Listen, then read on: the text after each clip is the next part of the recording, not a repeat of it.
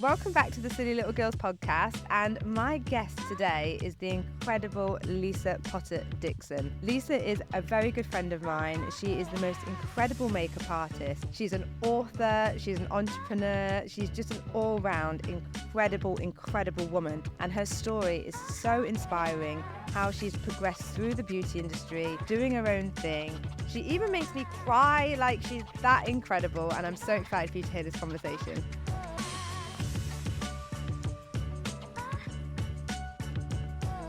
Wow, welcome to Silly Little Girls Club. Yay! I'm so excited that you've come on the cast, because this all came about because of our chat at Soho House. I know, crazy. Yeah. I'm so proud of you for turning around. It's so you to go, right, I'm going to do it. I've done it. Here we are. I feel like when we had that chat and we told the story of the landlord calling me the silly little girl, all the people that came up to us afterwards and had such incredible stories of similar things, and it just was like, this needs to be spoken about because this shouldn't happen. It was wild. Definitely. There was literally so many. I think we were kind of taken aback actually by that. So yeah, congratulations. Oh, thanks. So I'm just so excited to put this out there, and it was actually you, because you were the one who was like, silly little girls, that should be something. Yes. That should be something. So thank you. I have to give kudos to you for that.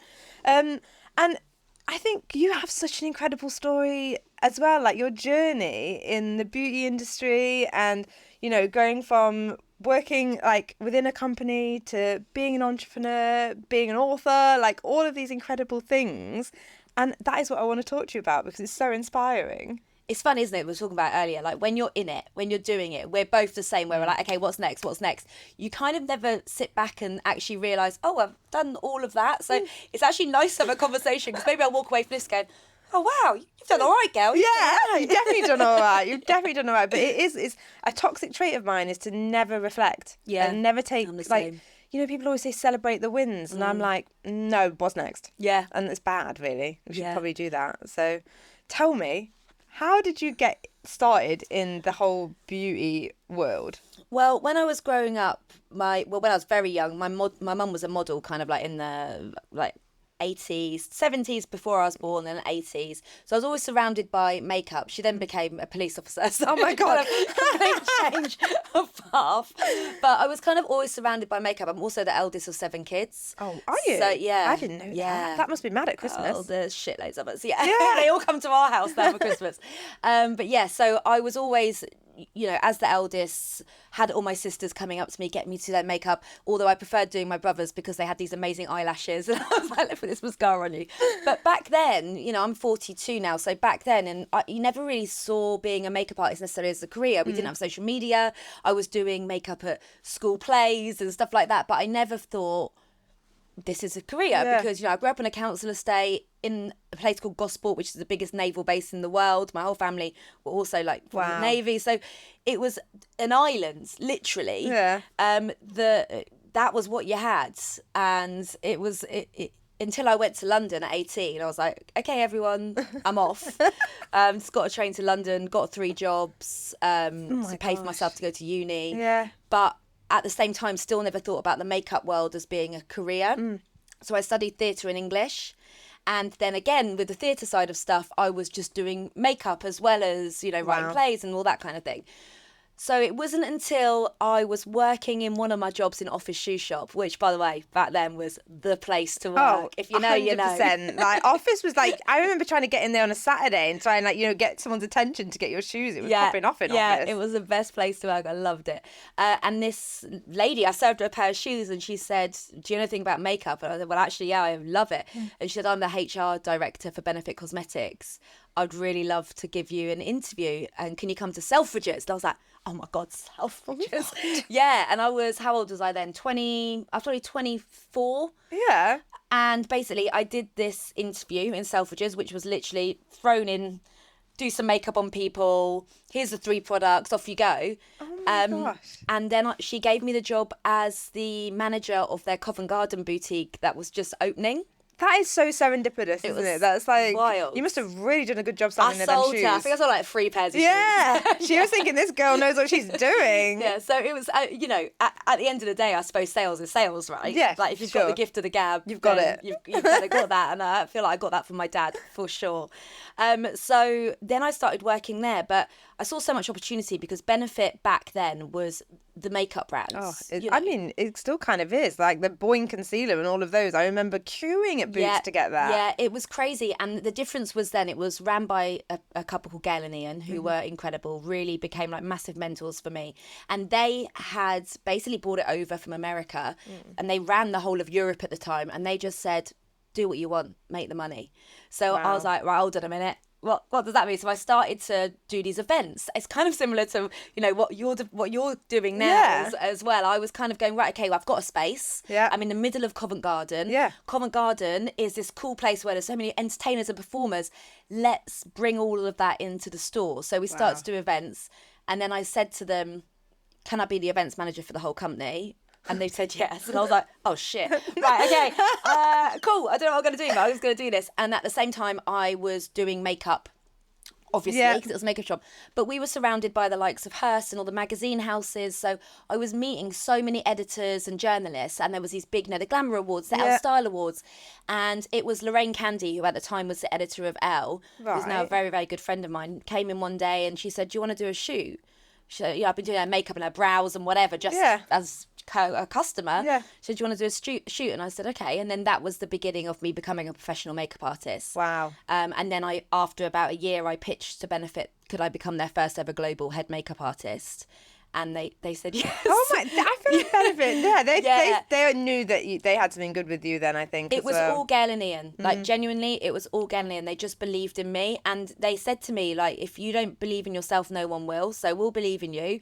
If it doesn't go right, fine, but you've tried. And then by the time I left Benefit about 8 years ago, I had a team of 40 makeup artists on the team. Wow! So it was kind of wild.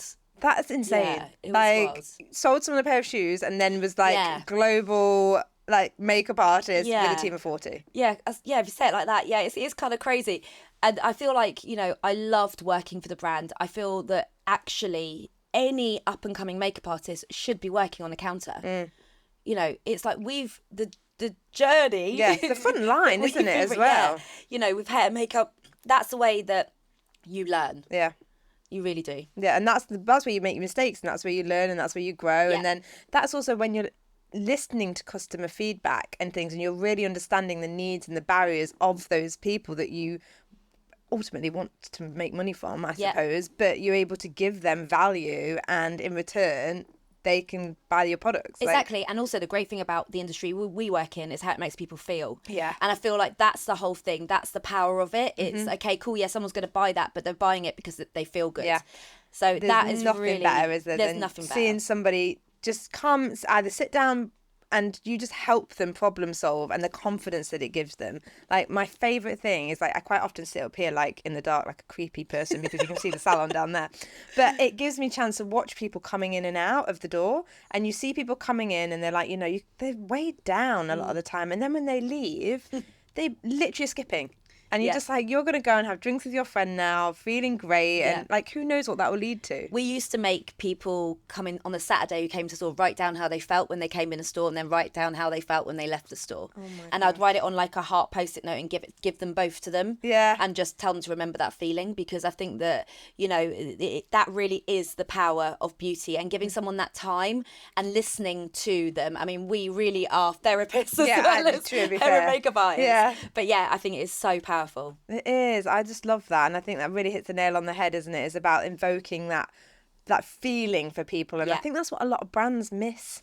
I think when they're looking for KPIs in numeracy values, it's actually a feeling that you should be chasing, not numbers, because you do one right, the other follows. Yeah. Like, and you're doing it for the right reasons. And I think that is something, that's the mantra of Samantha Cusick London and why it all started. And it just so being kind and empathetic and, you know, supportive of your clients, it just pays dividends. It's simple, really. It is simple, but how many people just forget that? Exactly. It's wild and overcomplicate it. Yeah, definitely. Nuts. So, Benefit was a whole journey. Yes. then it was only 8 years ago that you left there. Do you know what? I think it's about that. I always forget how many years it actually was. But yeah, it just got to a point where the company had changed a lot. Gail and Ian had retired. Yeah. And I was like, do you know what? I've kind of outgrown this now. I was also working a ridiculous amount because I was working as a freelance makeup artist as well. Right. So it got to me working between probably 70 to 80, 90 hours a week. And it's not sustainable, is it? Yeah, Theo, who's my husband, and my friends were all like, nah, Alice, you don't need to be working for a company anymore. Yeah. You need to go and do this by yourself. Obviously, the social media thing was in full swing then. Yep. It's funny because I remember when Instagram launched, I was in control of the Benefit Instagram account. You think about that. If you go all the way back, I think it's still there.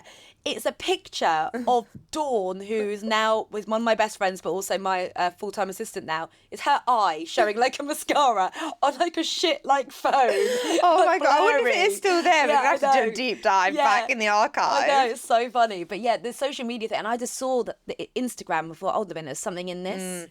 Particularly when it came to beauty. So on top of me being ready to leave Benefit, I was also like, okay, well, I'm actually growing that side of stuff too. Yeah. And I was hearing rumours about, it was actually Alex Steiner, who was the beauty director at Glamour. Yeah. She left Glamour, and I was hearing about how much she was earning for posts on social media. Oh, wow. And I thought, whoa, yeah, she knows what she's doing. I could never dream of earning that amount of money. And then leaving, then having social media, but also then being known in the industry as a makeup artist, all kind of work together. Gosh, that's amazing. Yeah, I think it's something to really think about, actually, is the earning potential of social media and what that means. And you see so many people now, I talk to young kids when they come in for job interviews for apprenticeships and stuff like that, and their actual goal is to become an influencer and things, because people are aware of it more now about the kind of money that you can make and the opportunities that it gives you. But I feel back when when we started out posting online and stuff, the naivety of it as well, just a picture of Dawn's eye and whatever. But you know what? That's the beauty of it. And that's where it's going back to. Because this is what's scary. What you're saying about people coming in and being like, I want to be an influencer. I never I'm a makeup artist. Yeah, through and for sure. through. Yeah, that's what I do. Yeah. Exactly. It just happens that we have used social media to our advantage. But the petrifying thing to me is, and from having younger siblings as well, is that conversation. Because actually, do you know what? Yes, it is a job, and people work very, very, very hard. But I always think you should have something. Yeah, is it a career? What's your long game? Because yes, the kind of what I'm saying about it going back to what it used to be is the authenticity. It changed a lot. It's become really slick. It's become really kind of it's a machine. A Netflix show, really. And okay, that's amazing. And obviously with the rise of TikTok and everything, that is what people want. But what people really do is they buy into people. Yeah. People buy into people. Okay, so the reality, the going on camera with no makeup on and your hair up, the reality of showing your weaknesses as well as your strengths. What's happened is a lot of the influencers who are the big dogs in the game have lost that authenticity. Yeah. And that's not their fault. That's the pressure. Yeah. Yeah. But I feel it's coming back round, is changing. So anyone that's wanting to go into that, you just got to, that sounds easy, but being yourself is the thing that will make you successful. Yeah, I think getting that connection with an audience, isn't it? And getting them to want to see you do well. And I think that's the thing. And I love that the long form content's coming back for that reason now, isn't it? Definitely. There's nothing better than putting on a Netflix vlog and whatever and catching up with people, because you actually really care, I think, with what they're putting out there as well. And I think maybe because we know what goes into making these videos and editing them, you appreciate people taking the time to do that. But I do completely agree that it's gone back to that authenticity. One thing that I always remember seeing, I don't know why this resonated with me, but it was when we was looking at posts that were performing well and what wasn't performing well, we were looking across the whole board from different industries to celebrities. And it was really interesting. It was actually Nicki Minaj's profile, really random. She would post polished images of a photo shoot, and then the next post would be just a snap and go. And the difference in how they performed was wild. Yeah. And that, I think, is really coming back around. Yeah, it's good. I think it's a good thing. No, I agree. I think we've got maybe a little bit lost, I think, with putting on personas. No, I agree. And I think that, these things that take less time, okay, but what are you going to do with that extra time you've got now? So let's say that this is someone that's decided, actually, I am going to now take a little bit less time and just do something because I feel like, actually, I want to just do that right now in the instance. So if you've saved yourself an hour, what are you going to do with that time? I feel like that's like another thing that people need to start doing, because who knows what's happening with social media? Like, who knows? We're very lucky that we've kind of built our careers first, and then this is an add-on. That's kind of added on. But who knows what's going to happen with it all? No, it's mad. And I think that's what I mean. How do you kind of stay relevant with what you do? Having a career and what you share, does that change, do you think? Or do you think that will change? Or honestly, I don't even think about it. No. I just post what I want to post. My thing is, I love just chatting on stories.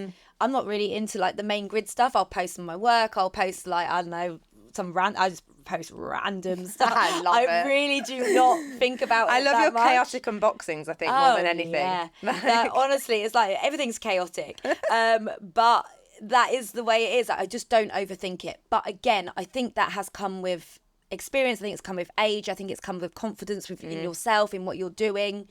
I think it's come with not comparing yourself to anyone, because that is obviously a huge thing. Yeah. I've never compared myself to anyone because I just think we're all unique. But again, I really think that's come from the way I've been brought up. I think that's been coming from a big family. Yeah. I think that's come from a lot of things. I don't think that's an easy thing. Me just saying that makes it sound easy. Yeah, I think but it's it's come not. from a lot of different things, and there was so much pressure on people. I think it comes with age as well a little bit, because Definitely.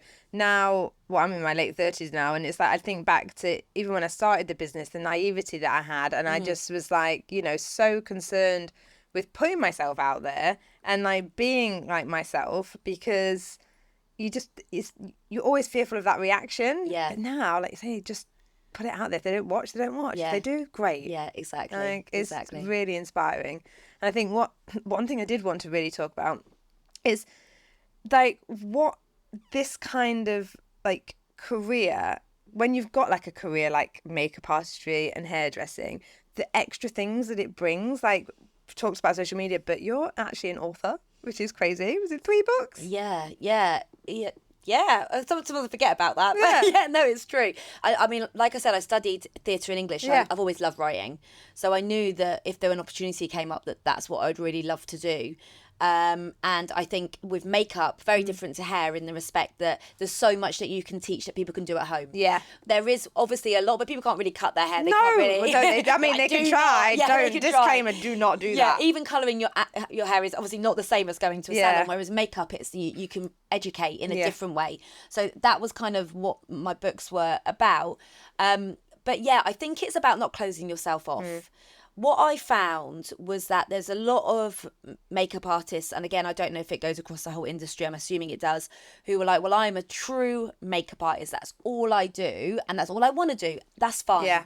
But what they've done now is realise, well, actually, I'm not getting the work because I am just closing myself off, no matter how talented you are, because you need to be out there meeting people. How do you meet people now? You meet them through social media. Yeah. You meet them through doing, like talks that we've done and like whatever it may be. I just think in any career, whatever you're doing, never close yourself off to one path. Even if you think that is what I love doing, there's always going to be other things that you love doing that you can bring into that. Yeah, and if you close yourself off, you could never find them. Yeah. It's bizarre. Like, I never thought I'd be sat here doing a podcast. Yeah, exactly. And I love it. And that's just something, if you close yourself off to things and not connected and met people, you just, like you say, you just don't get those opportunities. Well, they're there, but you don't take them probably is the best way to think about that. And also just do it. Like that's the thing. I feel that something that I remember Theo saying to me, particularly when I'm sure we'll talk about this, but I've also started a homeware brand. But Theo saying to me, if it was easy, everyone would do it. Yeah. I think we have to remember that. Everything that you do is not going to be easy. Like, if it was easy, everyone would be doing it. So if it's hard, it's worthwhile. Yeah. So just do it and don't be afraid to fail, because failure is really different to different people. Yeah. And actually, sometimes not even trying is a failure. I think that's probably the worst failure, really. And it's the worst injustice to yourself, in a way, because I think if you have got an idea and you really want to do it and you know it could maybe help people, then why wouldn't you do it? Exactly. Like, I think it's so important. There was actually one thing that one of my friends, Connor, said to me, because again, I was getting a bit nervous about putting a podcast out there. And it comes back to sort of what he said is like, if you put content out there and it doesn't do well, then nobody cares because no one's seen it. And I'm like, actually, that really gave me confidence. I was like, right, if it flops, then actually no one cares because, you know, it's not going to, though. No, I'm sure. But like, it's just that kind of really gave me that confidence to just be like, actually, you know what, let's just power and do it and like take that opportunity. Because I think other things that's like really incredible is your work with Beauty Backed. Yes. So, I mean, that again is something else that's come from having a career, but adding to it in such a way. It's so important. So if you guys don't know, Beauty Backed is a charity that Caroline Hiren started in COVID when the beauty industry was on its knees. You know, we were the last people to be remembered apart from the NHS and care homes and, you know, teachers but the beauty industry really wasn't even spoken about. And the beauty industry brings in more money than the car industry in the UK. So if you put it into perspective, like, we were being treated like silly little girls, really. You know, that is kind of how it was. And actually, we bring in so much money to this country. So Caroline started this charity to basically support people in the industry during such a difficult time. And then she asked me to be a trustee. And that came off the back of me and my team saying, what can we do to help people? And we basically had so much product and we've always given away our products. Like, we give away weekly product that we get given because we don't need it all. Yeah, sure. You know, and we're very grateful and lucky to get that stuff. But I always think, what the hell is everyone doing with this stuff? So it goes every week to, whether it be to nurses or teachers or refugees or whatever. So we put together all these products. We got authorization from the beauty industry and from different companies and said, look, listen, we're going to sell these bags that are worth 100 quid for 50 quid. Yeah. And that's what we did. And we made £50,000. And it all went into the beauty industry to support people.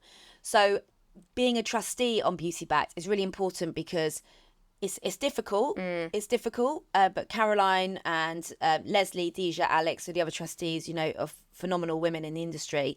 And I think together with the support of the entire industry, it's helped so many people. That's incredible. It's really important. Yeah, it's so frustrating, like, how easily that people just discount our industry in that sense. Yeah, definitely. And it's such a valuable industry to society, really. It's really interesting because I think that, you know, even looking at now with the budget, with everything that's just come out, this industry, obviously a lot of industries, a lot of people are going to be affected, but it is that kind of middle ground, like your business as an example, you know, that's going to be massively affected. And actually, disposable income is really difficult right now for so many people. But what people love to do is treat themselves to, whether it be a haircut, whether it be a lipstick, whether it be whatever. This is still forgotten about. It's still put to the side, and it's really disappointing. But I feel like all we can do is keep championing it, really. Just keep championing it, keep having conversations, because it's like, at the minute, like, as soon as that budget dropped last week, we all had to, like, come together. So there's me, Clark, who's my ops director, and Greg. I literally just sat down and was like, what is this? Because, you know, we've been grafting really hard to go from one salon to 3. We're looking at another one. And one of the reasons that I started the salon was to be able to give people opportunities that I didn't have in terms of, like, having a nice work environment, having fair pay, and, you know, being recognised for that. And this is just a really frustrating hurdle that we've got to somehow try and get around, because it is just massively going to affect hairdressing salons and SMEs, especially like the PAY, like budget. Like, it's just crazy, like how just there's so much from the minimum wage increase, which is great, you know, understand that, you know, the living wage, we always try for the living wage, but it's the knock-on effects from that. So now it's like, right, we have to do this. We've then got, you know, it's looming over us about apprenticeship costs and stuff, and it's like, you know, businesses might not have safeguarded enough. Like, we're trying to work out and we think we're fine, but it could really limit people coming into our industry because there's not going to be those opportunities. It's already a mess anyway. I think there's only been about 1,500 people last year qualify as hairdressers compared to like 3 or 4 years ago when there was like 8,000. Wow. So we're already in a mess with that. And now we've got this to contend with where we're going to have to sort of really restructure how we're doing things to be able to keep offering training, to be able to keep offering these positions. And it's just so frustrating. Yeah, I think it's just that we didn't expect it. I think, I'm all for this new government. I'm all for the country needs change, and there's so much that needs changing. But I just think it was a bit of a shock that it was kind of the way it's been done. But it is, and we will get round it. Yeah, we will. We will. And I think like for you have like a huge amount of staff. It's just me and Dawny. So we're all right. But I feel like for the industry as a whole, it's going to be interesting. But the great thing about our industry is how everyone does pull together. I hope so. Yeah, I really see that because I do worry a little bit because having had experiences within other salons before where I've worked at, I do worry because there is that kind of like thing that does happen and isn't spoken about as much in our industry where hairdressers are extorted already. And so now we're going to be looking at people like coming in and maybe, not being given PAYE positions or, this thing. I think employment, I'm really worried that the unemployment thing will just skyrocket because, again, you've got this new rights thing that's coming in because obviously I don't know if anybody knows, but most people that run businesses obviously will know. But if up until 2 years service, you don't really have as many rights. And I do think that's wrong. And I do think that needs changing. But then you've got people coming in day one with the same rights as someone that's been there for 2 years. And is that just going to make probation periods longer? I really worry about how that is going to be perceived by people in the industry that perhaps aren't a values-driven business. Yeah, time will only tell. Do you know? But going to like the kind of worth of the industry, one of the hardest things that I think people don't realise is when we're kind of starting up, or even now, say we go and do an editorial shoot, we don't get paid. Yeah. This is the thing. This is why I'm saying like you have to always have like your thing on the side, whatever that might be, because to get, particularly as hair, makeup, stylist, nails, to go and out there and to get like your books and everything like that, you're working for free, right? I've been doing this for 20 years and I still work for free at least 1 or 2 days a week. Yeah, right. It's wild, isn't it? Actually crazy. So when you're reading through magazines and you're seeing images, unless it's a campaign, that team have done that for free, apart from photography usually, but still they're not getting paid a huge amount when it's I see Sam McKnight campaigning heavily for this. Sam is honestly incredible. Yeah, Sam talks a lot about how us getting credited, even like things like who did the hair, who did the makeup, because that's ultimately what you are doing it for free for, is that credit, to get that portfolio and to get that recognition, so that hopefully at some point you can start charging. Yes, definitely. So it's like this whole thing that people don't know about the industry, whether you're running a business or whether you're kind of... I still work for free. Yeah. Mad. Yeah, I know, it's crazy, isn't it? But we love it. That's the thing. But that is the thing. It's like a toxic trait. We love what we do so much, and these opportunities come up, and of course you're going to grab them. Yeah, exactly. I mean, it's wild, some of the things. You just went to, where did you go on that trip? Africa. Namibia. Yeah, that was unreal. What? That did look unreal. Oh my God. I mean, shooting with David Yarrow, Cara Delevingne, who I've worked with Cara for a long time, but David Yarrow, one of the biggest photographers in the world, like getting that opportunities like that, I was like, what the hell? Exactly. And then all those times where you've done free stuff, it makes it worth it. Yeah, definitely. Just to be in like one of the most extraordinary places in the world, and that blows your mind. And actually, talking about how we're not very good at stepping back and looking at what kind of we've done. What I loved about that is I phoned FaceTimed my best friends from uni who are all working for the NHS or are teachers, and I FaceTimed them to show them we're in this cheetah sanctuary shooting. Like, honestly, it was like, wow, I saw the picture. You posted a picture the other day, and I was like, this is amazing. It was crazy. And they all started like crying. It makes me emotional to think about it, because they all started crying. They were like, Lise, just look at this. Look what you're doing. I was like, oh my God, yeah. Because sometimes when you're talking to people in the industry, we're so used to just kind of getting on with things, and we're spoiled a lot in the industry. We get to do a lot of incredible things, but they were, they're doing the important things. Yeah. And they were like, wow. And I thought, wow, I'm really glad I phoned you and showed you that, because sometimes we do forget to go, oh shit, man, I'm in the middle of the desert with a cheetah. Yeah. And one of the greatest models and photographers in the world. I mean, that is a pinch me moment, isn't it? And I think remembering to take stock of those moments, especially when it gets hard. Yeah. Because being an entrepreneur and launching businesses is hard. And so having those little moments where you're just like, it's worth it. It's worth it. It's worth it. It's mad. Because I mean, you just launched Velvet Smoke as well, which again is why not? Yeah, why not? Why not? God. So I just love interiors. I think like interiors and makeup go really hand in hand because it's all about colour palette, right? Yeah. So I always think that what people don't do is you might go in their makeup bag and they might have a bright red lipstick, but they don't transfer that to their home. So they're like, oh, but I want everything grey and beige in my home. Absolutely fine. Why are you doing that? Or because I don't have the confidence. Well, hold on a minute. And to know how to do it, I guess. How to do it, So my friend Leah, who is a vintage furniture dealer, basically. I actually didn't realise, but I follow her thing on Instagram, and then somehow the other day I put 2 and 2 together, and her curation of stuff is amazing. Well, I've bought most of it, which is how we met. I was like buying stuff from her left, right and centre, and then she came to my house to put this 7-foot palm tree up. As you do. As you do. And she said, I really want to make a candle, and I said, well, I really want to do an interiors line, so why don't we do both? And then that's how Velvet Smoke started, and we launched with Filthy Rose, which is our candle, which sold out 4 times. And then we've got all sorts of ceramics and like merch now, like literally your t-shirt now is so good. There's also, this is obviously like I did the makeup and art directed all the prints, and people were just like, can you put it on clothes? So we were like, that's the great thing about having a small business. If people suggest something and you feel that you could do that, you can be reactive. You can do it. Yeah, you can do it. But it's hard. It's hard because I'm basically running 3 businesses. So, it's a lot. It's a lot. And 3 very different, makeup artistry is my main job. That's what I love. That's my everything that I'll do forever. But it's so fed into all your other things as well. Yeah, then the social media side, which is a full-time job in itself, and then Velvet Smoke. It is a lot. Is it all sustainable? Yeah, I hope so. Who knows until you're doing it. As it grows and you can bring people in, and then you can grow, and then because obviously what's not sustainable is doing it all yourself.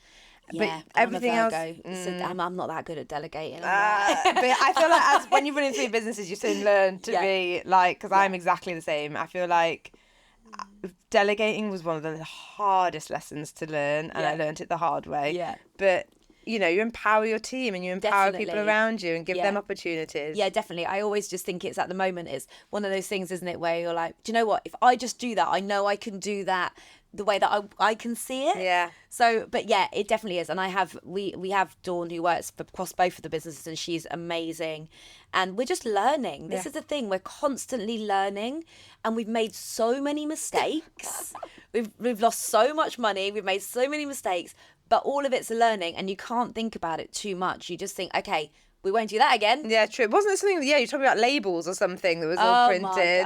We printed some bloody labels, and then we realised that actually they were wrong, and then we'd spent like 800 quid on those, and you're like, okay, well, we can use them, but no, we're not going to, because that's not who we are as a brand. So we just got to find that money, and we've just got to redo it. And it's silly things. Leah and I always joke about, well, one day we'll do a TED talk, and it'll be called All the Mistakes That You Can Make in a Business and How Not to Make Them. We did it for you, basically. But that is how we learn. Yeah. And that's how you don't do them again. Do you know, when we had the conversation that we've had many times, but when you start a business, like the money side of stuff, guys, if you're starting a business, the key things to remember, save your tax and your VAT, your VAT registered. They're your money. Not your money. Not your money. The amount of my friends that have gotten shit from like not doing that. I see it here. Like I see it with like freelancers and things like that, and I'm just like, oh my God, just save that money.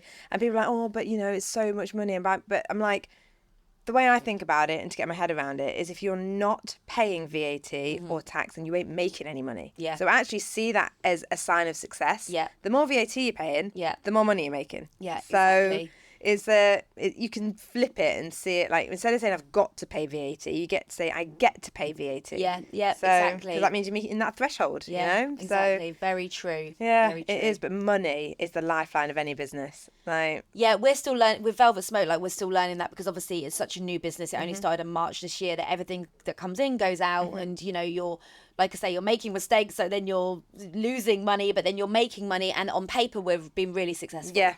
But on paper, our accountant's like, on paper, you are doing brilliantly. And we're like, we cannot pay ourselves a penny. Yeah, that's the problem, isn't it? And I think, for the first 2 years of SCL, I didn't pay myself anything. Yeah, like, it just kept it all in the business. And it was like, and I still do that now. Like, every sort of like we're a limited company, so I Yeah. would take a dividend. Yeah. I don't take it. I just declare it, pay the tax on it, but it sits in the business account. Yeah. Because the business might need it. Yeah. Yeah, if I need it to pay for something, I'll take a little bit, but I don't, which any financial advisor out there is probably curling their toes that I should be investing it in something else and making it make more money. But again, that's a conversation for another day. I invest in shoes. Yes, I try and convince Greg that handbags are investment. But... Yeah, I'm like shoes and holidays. Yeah, That's what I know. I feel like you must have the most insane collection of boots. Every time I see you, or trainers, you always I've got have lots like of trainers, yeah. amazing footwear. Oh, thank you. I do love. I think it's going back to the office days. Oh, maybe it is. It's full circle. It really is. And I don't know if you remember, Post Mistress was like a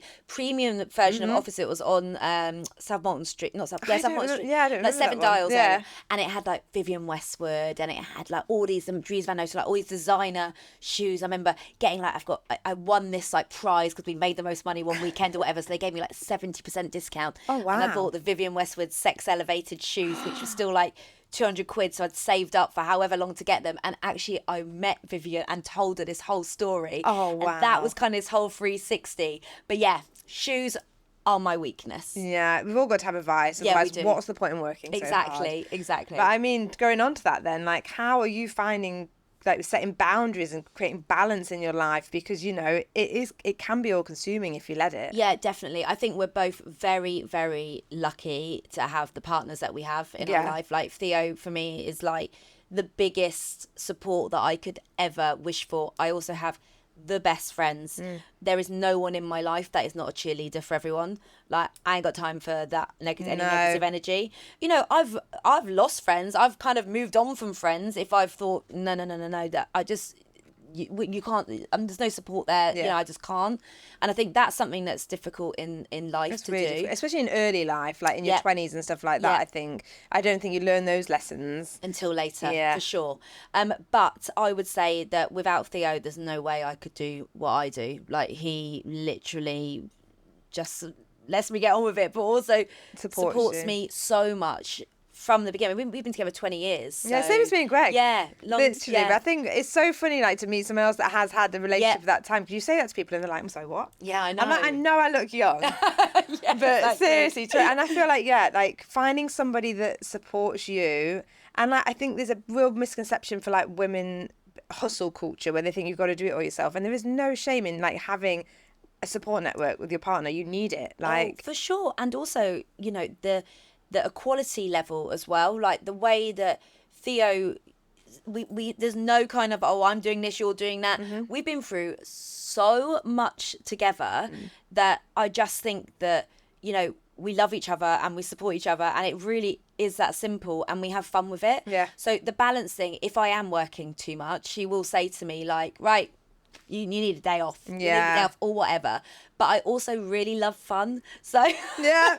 So I am really good at partying. So Oh, good. I feel like that's good. So yeah, I always make sure that we party, and all my friends are the same. We love a party. We love going away together. We're going to Paris on going to Disneyland. Disney. Are you? Oh my God, Disneyland Paris? Yeah, going to Disneyland on Friday just for why Fun. not? Why not? So we're really, really good at getting that balance. Oh, that is so good. And I think that is where a lot of people fall down. Like, it's difficult. Well, me and Theo have lost 3 of our parents. So wow. so, you know, and we raised Theo's younger brothers and sisters from like the age of like, they were 9, Wow. 11.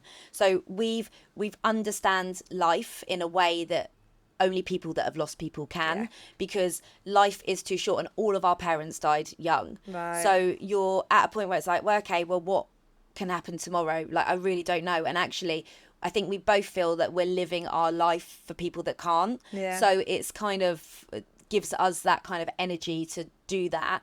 And I would never wish on anyone what we've been through. But at the same time, I think that we feel that the way that we've transferred that into our lives in a positive you've has been really rewarding in a lot of ways.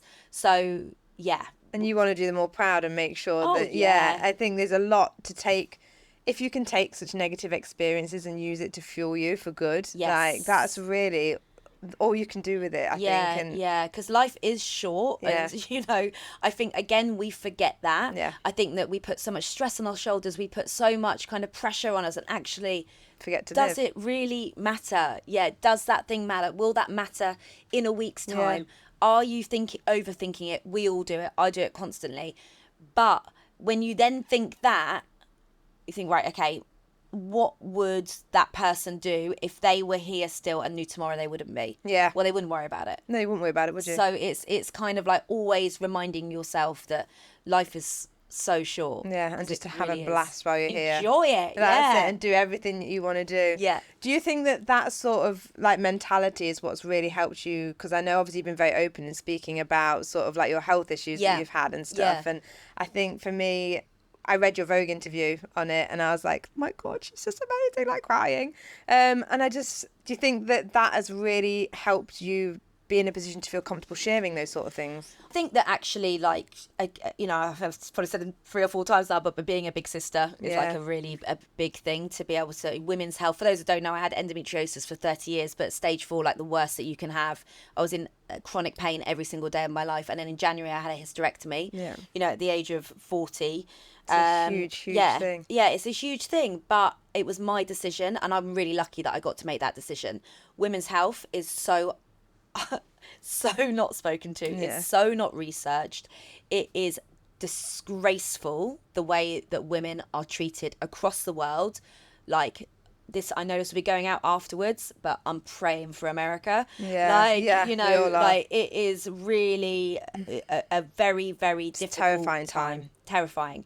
And women's health is at the forefront of this in completely the wrong way. Yeah. So for me, it wasn't that I wanted to speak about the fact that I had this disease, but then when 1 in 10 women have this, and that is a very old statistic, so it's probably more like 1 in 5, right? That actually, because I had a platform to talk about it, I was like, right, I need to speak about this. But what I've done now is the Vogue article, when they said to me, can we commission you to write this piece? And I just said, do you know what? Yes. But then this is the last time that I'll talk about it in terms of like, you know, a magazine or like whatever TV thing or whatever, because I haven't got it anymore. Yeah. It's gone. Yeah. It's changed my life. But I had to pay £12,000 for that operation. Did you have to go private? Yeah, because it was 2 to 3 year wait. And you just in pain that you can't do that, and you're not living your life. No. I was in I have got such a high pain threshold because I've had this since I was 11. I've never let it affect my life. I've always just got on with it. And my mind is very strong. I have to say that because resilient. I think that I don't want anyone to feel like who's in pain and not dealing with it well, that makes you weak, because it absolutely does not. That is absolutely not. But I'm very lucky to have a very, very strong mindset. And I think that just talking about it helped so many people.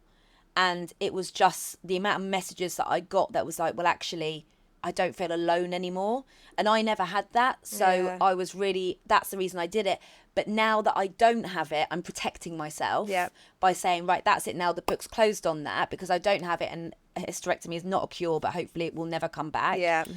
And I just think that I have a lot of friends, particularly like in the cancer world, who have continued supporting people, and it's consumed them so much. Yes, and it's not, you can't and do I was that like, yourself. No, I was like, do you know what? I've dealt with this for such a long time now. It's time to live your life. It's time to move on from that. But anyone that does have it, that is dealing with that, it is absolutely horrendous, and you have to just go to your doctor, talk about it, tell them.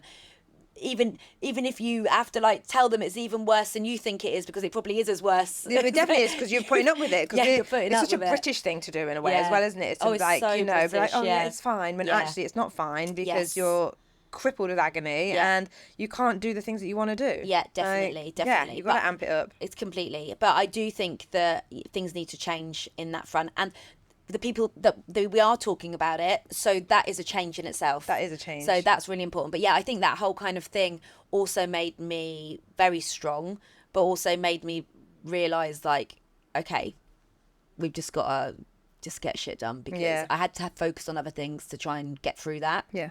So so I did. You did. It's amazing. And like, honestly, I just think it's so wonderful that you felt comfortable to share that with, you know, your platform and helping other women, because that is, you know, that is just so important. Well, I also hope we're the last generation, you know, our kind of age range, that have to be asked the question, have you got kids? When are you going to have kids? God, I literally hate that question. I really hope that we, you know, I know that my sisters who are in their mid to late 20s, they're not getting asked that question anymore, which I'm really pleased about. I mean, that is good, because I feel like as well, I think having a partner of 20 years, people just naturally assume that either you've got kids, you want kids, or you can have kids. Exactly. And it's like, no, actually. So it's completely different. I don't, obviously, it's not endometriosis. I have PCOS, and I know that I've got it's problems. Not different. It is very similar. But it means that if we do ever want to have kids, we've got to go through the whole, treatment thing. And it's just, when people just ask you straight off the cuff, oh, when you're having kids, because they ask me that all the time, because they think, like, I'm running a business, I should probably get on with it. And you just think,